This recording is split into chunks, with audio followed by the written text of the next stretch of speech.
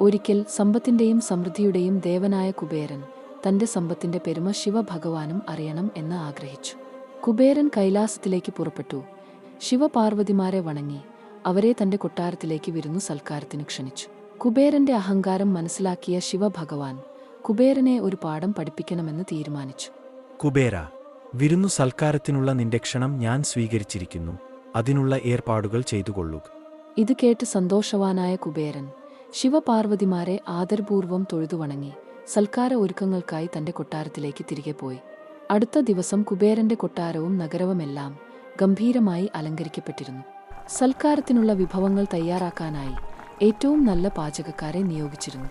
ശിവഭഗവാന്റെ വരവിനായി കാത്തിരുന്ന കുബേരന്റെ മുന്നിലേക്ക് ഗദാധാരിയായ ഗണേശൻ ഒറ്റയ്ക്ക് പ്രത്യക്ഷനായി. വളരെ സന്തോഷത്തോടെ കുബേരൻ പറഞ്ഞു: സ്വാഗതം ഗണേശ ഭഗവാനെ. എവിടെയാണ് അങ്ങയുടെ മാതാപിതാക്കൾ? എന്താണ് അങ്ങ് ഒറ്റയ്ക്ക് വന്നിരിക്കുന്നത്? മറുപടിയായി ഗണേശൻ പറഞ്ഞു: അവർക്ക് ഇവിടെ വരാൻ കഴിഞ്ഞില്ല, അതിനാൽ അവർ എന്നെ പറഞ്ഞിച്ചതാണ്. അപ്പോൾ കുബേര, ഭക്ഷണം തയ്യാറാണ്.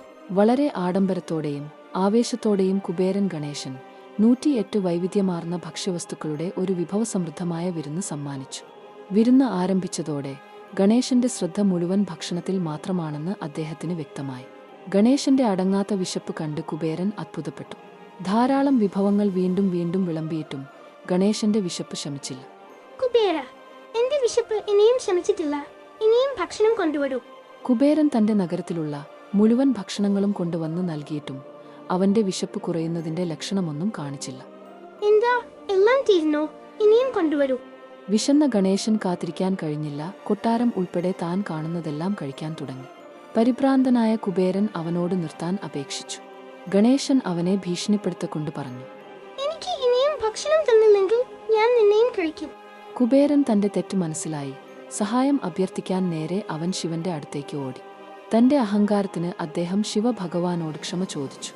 അമിതത്വത്തിനും അഹങ്കാരത്തിനും പകരം വിനയത്തോടും വാത്സല്യത്തോടും കൂടി ഗണപതിയെ സമീപിച്ച് സാഹചര്യം പരിഹരിക്കാൻ അദ്ദേഹം കുബേരനോട് ആവശ്യപ്പെട്ടു. ഒരു പരിഹാരമെന്ന നിലയിൽ ശിവൻ കുബേരനെ പാർവതി ദേവി സ്നേഹപൂർവ്വം തയ്യാറാക്കിയ ഒരു പിടി അവിൽ ഏൽപ്പിച്ചു.